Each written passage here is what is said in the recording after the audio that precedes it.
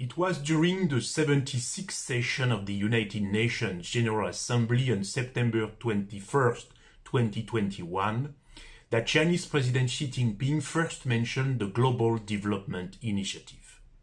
Our research, titled the Global Development Initiative in the Context of Global Governance and of a Community of Shared Future for Mankind, aims to stimulate a discussion on what we consider as being of the highest relevance. The study is organized around key messages. First, new realities characterizing our world should not lead us to the thesis of a pure and simple deglobalization, which would render useless the efforts to perfect the existing elements of global governance. Globalization is complex, neither unidirectional nor unidimensional, made of ebbs and surges depending on the nature of the relations between the global and the local, between the norms to which the nation-states have chosen to submit and the sovereignties.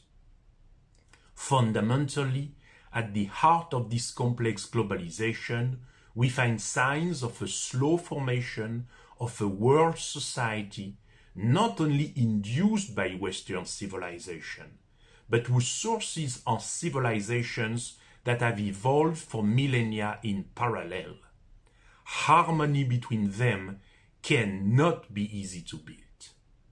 Second, it is because it is itself a reference in the field of development that China is able to formulate strategies that can serve other nations. From this point of view, it can be said that its influence will simply be proportional to its ability to achieve the rebirth of Chinese civilization. Third, despite unprecedented resources, humanity suffers.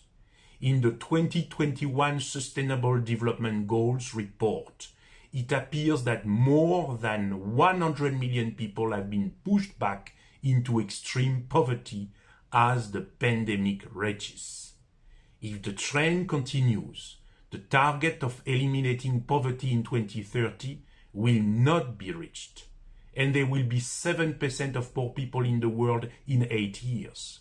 The report also points out that 2.3 billion people are without food or cannot have a balanced diet on a regular basis.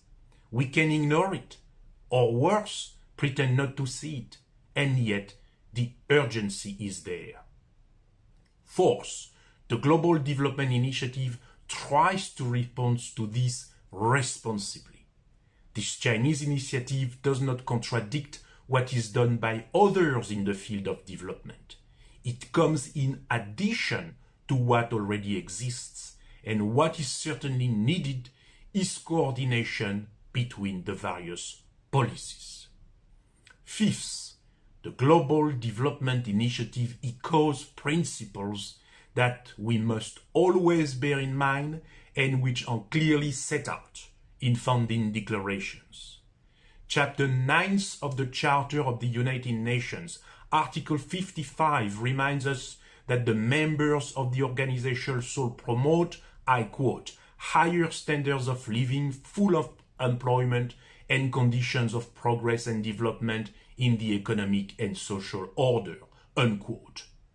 And moreover, Article 25 of the Universal Declaration of Human Rights proclaims, I quote, everyone has the right to a standard of living adequate for the health and well-being of himself and his family, in particular for food, clothing, housing, medical cares, and necessary social services, unquote.